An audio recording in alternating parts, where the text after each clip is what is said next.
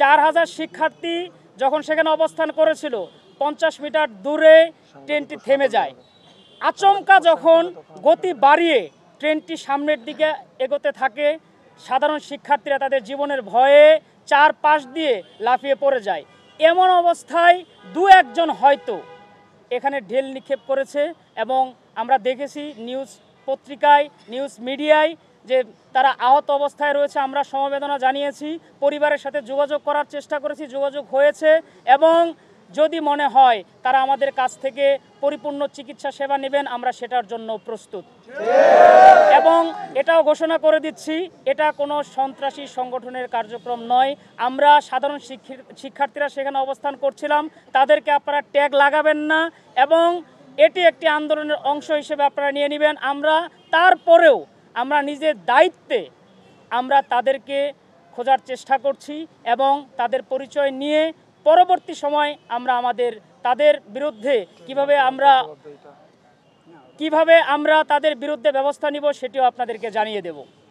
কর্মসূচির বিষয়ে আবারও আমি রিপিট করছি, আগামী এই প্রেস মিটিংয়ের পর থেকে তিতুমির ঐক্য এবং তিতুমির কলেজের পক্ষ থেকে কোনো কর্মসূচি রাস্তায় থাকছে না। আগামী রিপোর্টের আগ পর্যন্ত আমরা রাস্তায় অবস্থান নেব না, তবে ক্যাম্পাসে অবস্থান নেব।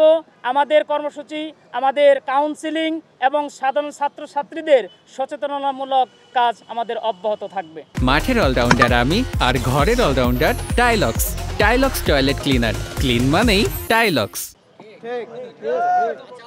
আরেকটি বিষয় উল্লেখ করে দিচ্ছি, এখানে কিন্তু বারবার আমরা বলেছি এই আন্দোলন সাধারণ শিক্ষার্থীদের, আইনের দোহাই দিয়ে দয়া করে হয়রানি করবেন না।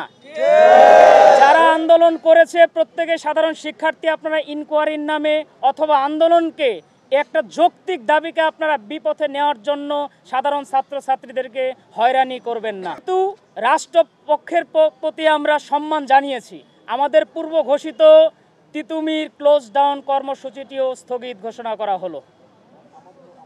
আমি আবারও বলছি, যেহেতু রাষ্ট্রের সাথে আমাদের আলোচনা চলছে, রাষ্ট্রপক্ষের সাথে আলোচনা চলছে, আমরা ক্লাস পরীক্ষা এই সিদ্ধান্ত থেকে আমরা স্থগিত উঠিয়ে নিলাম। ক্লাস পরীক্ষা আগের মতো করেই চলতে পারে।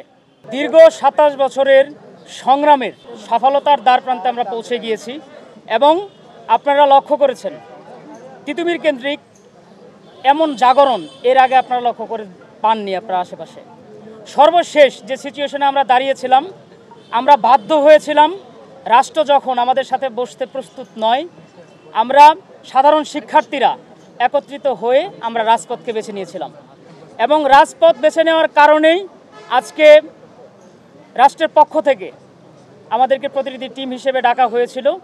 সেখানে সিদ্ধান্ত এটি হয়, আগামী 7 দিনের ভেতর তিতুমির বিশ্ববিদ্যালয় কেন হতে পারবে এই বিষয়ে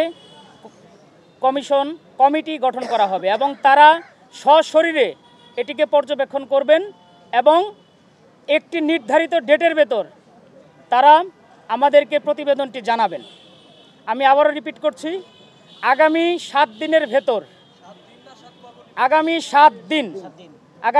দিনের ভেতর তিতুমির বিশ্ববিদ্যালয় কেন হতে পারবে যৌক্তিকতা এবং সার্বিক পর্যবেক্ষণ করে তারা একটি নির্ধারিত ডেটের ভেতর আমাদেরকে এটি জানাবেন।